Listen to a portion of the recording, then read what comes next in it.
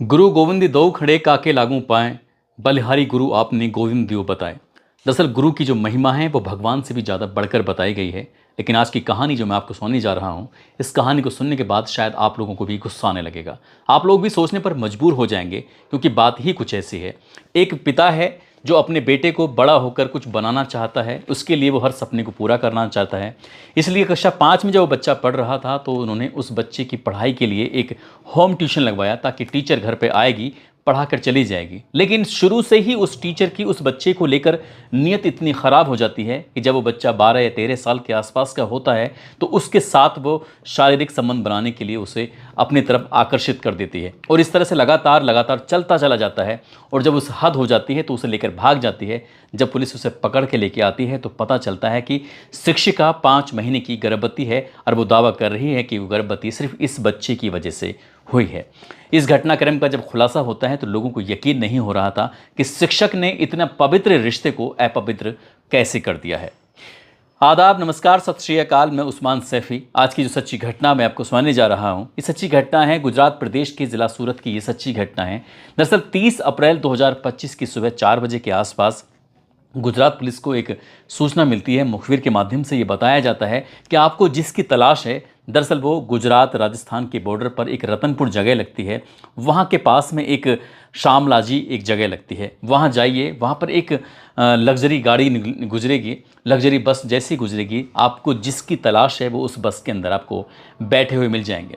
Police ने जैसे ही सूचना को गंभीरता से लिया, उसके बाद फिर पुलिस ने घेराबंदी की, और घेराबंदी करने के बाद वहाँ पहुँच जाती है। एक लग्जरी बस आ रही थी। 30 अप्रैल 2025 की सुबह लगभग 4 बजे या 4:30 बजे के आसपास का वक्त रहा होगा। बस जैसे आई उसे रुकवाया जाता है। रुकवाने के बाद एक एक यात्री, एक एक मुसाफिर को देखा जाता है, लेकिन पहली बस के अंदर कुछ मिलता ही नहीं है। पुलिस वाले कहते हैं कि शायद मुखबिर ने सूचना गलत दी होगी। लेकिन इसी बीच में एक और बस आ जाती है। जब और बस आती है तो उस बस को जाने दिया जाता है, और दूसरी बस, उस लग्जरी बस के अंदर हर एक यात्री, हर एक मुसाफिर से बातचीत की जाती है। उनसे दिखाया जाता है, जो फोटोग्राफ्स था उससे, कि क्या तुमने इसको देखा है कि नहीं देखा है। लेकिन दूसरी बस के अंदर भी जब कोई नहीं मिलता है तो पुलिस वाले हार जाते हैं, थक जाते हैं, क्योंकि पिछले कई दिनों से ऐसी कौन सा इलाका था, ऐसी कौन सी जगह थी जहां पर उन दोनों को तलाश नहीं किया गया। ऐसा कौन सा सीसीटीवी कैमरा था जिसकी वो जद में आए थे उसको देखा नहीं गया, खंगाला नहीं गया। ऐसा कौन सा मोबाइल था, ऐसा कौन सा टावर था जहां से ये देखने की कोशिश ना की गई हो कि हो सकता है कि इस टावर से वो गुजरे हों, इस टावर पर वो आए हों। आखिरकार दूसरी बस में नहीं मिलती। जब तीसरी बस आती है, तीसरी बस में जब देखा जाता है तो जिनकी तलाश थी आखिरकार मिल जाते हैं। दरअसल 23 साल की एक लड़की है जो कि पेशे से शिक्षिका है, टीचर है। उसके साथ उसके बिल्कुल बराबर में एक लड़का बैठा हुआ है जिसकी उम्र लगभग 13 साल के आसपास है।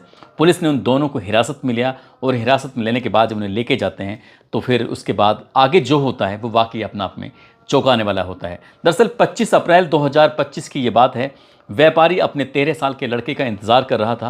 वो घर से ट्यूशन पढ़ने के लिए निकला था, लेकिन कई घंटे बीत जाते हैं। जब बेटा वापस लौट कर नहीं आता है तो घर वाले, परिवार वाले उसको ढूंढने लगते हैं, तलाश करने लगते हैं। लेकिन जहाँ जहाँ वो जाता था वहाँ सभी से पूछा जाता है कि क्या तुमने हमारे बेटे को देखा है। लेकिन जब बेटे को किसी ने देखा होता तो ज़रूर बताता।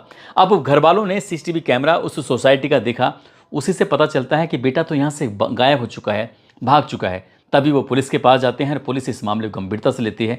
और उन दोनों को, यानी कि टीचर भी घर पे गायब थी। जब टीचर के घर जाया जाता है तो पता चलता है कि टीचर भी घर पे नहीं है, और 13 साल का वो लड़का भी घर से गायब था।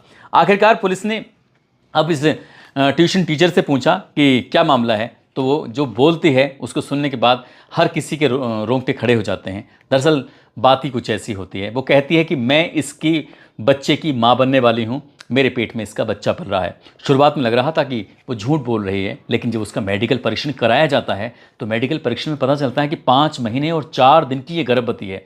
बस इतना था। उसके बाद फिर पुलिस ने इस लड़की से और उस बच्चे से भी अलग में बातचीत की। फिर इन दोनों को साथ साथ में बिठाकर बातचीत की।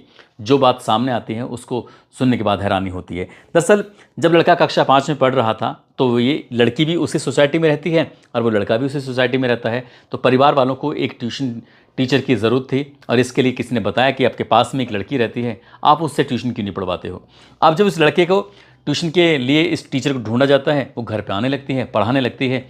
अब जैसे जैसे वक्त आगे बढ़ रहा था वैसे वैसे बच्चों की तादाद भी बढ़ने लगती है, यानी कि अब इसके घर में और कई बच्चों के भी ट्यूशन लग जाते हैं। तभी इस लेडी शिक्षक ने कहा कि मैं इस बच्चे को यहाँ नहीं पढ़ा सकती, अगर आपको कोई ऐतराज़ ना हो तो क्या मैं इसे अपने घर पे ले जाऊँ, क्योंकि बाकी और बच्चे भी आते हैं और वो सब बच्चे इसके साथ ही हैं। सोसाइटी का मामला था, इसलिए परिवार वालों ने कहा कि हमें कोई ऐतराज़ नहीं है, आप इसे घर पे बुला सकती हो, वहीं इसे आराम से पढ़ा सकती हो। टीचर ने अब उस लड़के को अपने घर पे बुलाना शुरू कर दिया। धीरे धीरे करके वक्त आगे बढ़ रहा था। उसने 5वीं, 6ठी, 7वीं, 8वीं तक जब वो पहुंच जाता है, इसी तरह से शुरुआत में बच्चे बढ़ने लगते हैं और एक वक्त ऐसा आता है कि जब कोई भी बच्चा अब ट्यूशन के लिए था ही नहीं, अब था तो सिर्फ वो ही लड़का था जो उस मैडम के घर पर ट्यूशन पढ़ने के लिए जाया करता था। जब जब उस मैडम को मौका मिलता था तब तब उस लड़के पर वो डोरे डालती थी, तब तब वो उसे अपने तरफ आकर्षित करती थी और वो उसे इतना आकर्षित कर लेती है कि उसके साथ वो गलत काम करवाने लगती है। उसे मिलकर वो उसे अपने कमरे में बंद करना और बंद करने के बाद उसके साथ शारीरिक संबंध बनाना, जब भी मौका मिलता था तब तो वो ऐसा करती थी। और इसी तरह से करते करते वक्त आगे बढ़ने लगता है। इधर जो लड़की है उसकी उम्र बढ़ रही है, यानी कि लगभग 23 साल के आसपास की वो हो चुकी है। घर वाले कहते हैं कि तुम शादी क्यों नहीं कर लेती हो, अब तुम्हारी शादी की उम्र भी हो रही है। लेकिन लड़की साफ साफ इनकार कर देती है टीचर कि मैं शादी नहीं करने वाली हूँ। जो उसके मन में था, जो उसके पता था, वो किसी को बताना नहीं चाहती थी। उधर लड़के का मन अब पढ़ाई से हटने लगा था, इसलिए घर वालों ने कहा कि अब तुम वहाँ से ट्यूशन छोड़ दो, तुम्हारा ट्यूशन कहीं दूसरी जगह लगवा दी जाएगा। लेकिन लड़का कहता है कि मैं तो वहीं ट्यूशन पढ़ने के लिए जाऊँगा। अब मैडम ने उस पर कुछ इस तरह से जादू कर दिया था कि वो मैडम को छोड़ना ही नहीं चाहता था। अब वो मौका पाते ही उस मैडम के पास चला जाया करता था। अब लड़की के, चाहे वो टीचर के घर वाले हों या फिर लड़के के घर वाले, वो नहीं चाहते थे कि ये दोनों आपस में मिलें, इन आपस में बातचीत करें और इस तरह से उनकी नज़दीकियाँ बढ़ें। लेकिन एक दिन मौका पाते ही उस टीचर ने जो किया वो वाकई अपने आप में खौफनाक होता है। वो मौका पाती है, उस लड़के से कहती है कि अब की बार जब तुम घर में आओ तो अपना कुछ ना कुछ कपड़े ये सब चीज़ लेके आना, अब यहाँ से हम कहीं दूर निकलते हैं। जब दूर निकलने की पूरी प्लानिंग कर ली जाती है, लड़का अपने घर से कुछ कपड़े जो भी ज़रूरत होती है ट्रैवलिंग में वो सब सामान लेके आ जाता है। अब यहाँ से इस टीचर ने VR मॉल से कुछ ख़रीदारी की, लड़के के लिए नए कपड़े बनवाए, जूते उससे दिलवाए, अपने लिए बैग लिया, सूटकेस लिया। इस तरह से वो सामान लेकर और 25 अप्रैल 2025 को मौका पाते ही घर से निकल जाते हैं, घर से भाग जाते हैं। अब यहाँ से निकलने के बाद वो सीधा सूरत के रेलवे स्टेशन पहुँचते हैं। वहाँ जाने के बाद इंतज़ार कर रहे थे कि कब रेलगाड़ी आएगी और कब वो किस दिशा में जाएंगे। घंटों तक सोचते रहते हैं, लेकिन रेलगाड़ी आती ज़रूर है, उसके अंदर बैठते नहीं हैं। रेलगाड़ी चली जाती है, यहाँ से निकलते हैं। टीचर ने कहा कि अगर यहाँ से ट्रेन से जाते हैं तो ज़रूर पकड़े जाएंगे, इसलिए हम रास्ता बदल देते हैं और बस पकड़ते हैं। अब ये बस पकड़ते हैं बड़ोदरा की बस पकड़ने के बाद एक होटल में जाते हैं और होटल वाले से बताते हैं कि हम दोनों बहन भाई हैं, जबकि वो अंदर कमरे में जाते ही ऐसा रूप अपना अख्तियार कर लेते हैं जैसे पति और पत्नी होते हैं। दोनों एक दूसरे के साथ फिजिकल रिलेशन बनाते हैं, शारीरिक संबंध बनाते हैं। पूरी रात वो ऐसे रहते हैं जैसे पति और पत्नी की तरह, क्योंकि वहाँ आप कोई रोकने वाला नहीं था, वहाँ आप कोई टोकने वाला नहीं था। अब इसके बाद यहाँ से फिर अहमदाबाद की तरफ जाते हैं और अहमदाबाद में एक जगह लगती है काकरिया झील, वहाँ पर काफ़ी अच्छा सा वक्त बिताते हैं। और वक्त बिताने के बाद यहाँ से दिल्ली, दिल्ली से वृंदावन, वृंदावन से जयपुर, इस तरह से लगभग 2203 किलोमीटर का ये सफ़र तय करते हैं। और लगातार सफ़र तय कर रहे थे, वक्त आगे बढ़ता जा रहा था और पैसे ख़त्म होते जा रहे थे। जब ये जयपुर में पहुंचते हैं तब लड़की ने, यानी कि टीचर ने कोशिश की कि क्यों ना कोई नौकरी तलाश कर ली जाए, कोई जॉब ढूंढ ली जाए। यदि जॉब मिल जाएगी तो हो सकता है कि अब पैसे जो कम पड़ रहे हैं, पैसों की भी ज़रूरत पूरी हो सकती है। लेकिन नई जगह थी, नए लोग थे, वहाँ एकदम से काम मिल नहीं पा रहा था।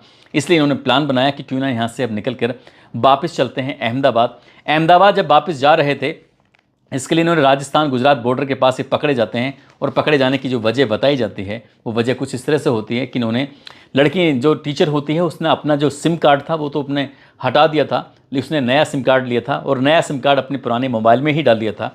जब उसका मोबाइल सर्विलांस पे लगाया जाता है तो EMI की मदद से उसकी लोकेशन लगातार मिल रही थी। पुलिस उसके पीछे पड़ी थी, लेकिन जहाँ जहाँ जाते थे वो पुलिस से पहले ही निकल जाया करते थे। कोई एक जगह, स्थायी जगह पर वो नहीं रुक रहे थे। आखिरकार मुखबिर से सटीक सूचना मिलती है और वो पकड़े जाते हैं। जब पकड़े जाते हैं तो लड़के से बातचीत की जाती है, साथ ही उस टीचर से भी बातचीत की जाती है। टीचर बताती है कि उसी के साथ लगभग 3 साल से वो उसे जानती है, पहचानती है, लेकिन पिछले 1 साल से उसके साथ शारीरिक संबंधों में है। और यही बात जब लड़के से पूछी जाती है तो लड़के ने भी ये बात स्वीकार कर ली, एक्सेप्ट कर ली। उनकी बातचीत से ऐसा लग रहा था जैसे कि कोई ज़बरदस्ती नहीं है, कोई ज़िद नहीं है और किसी ने कोई उन्हें फोर्स नहीं किया है। वो अपनी मर्जी से एक दूसरे के साथ थे। लेकिन उम्र 18 साल उस लड़के की पूरी नहीं हुई थी और कानून इस बात की कोई इजाज़त देता नहीं है। पहले जो मुकदमा दर्ज हुआ था वो अपहरण की धाराओं में दर्ज हुआ था और बाद में कुछ धाराएँ इसमें बढ़ा दी जाती हैं। BNS की धारा 137(2) के तहत मुकदमा दर्ज कर लिया जाता है। साथ ही पोक्सो एक्ट 4812 ये इस धारा में मुकदमा दर्ज करने के बाद पुलिस इस मामले की जांच पड़ताल में जुट जाती है।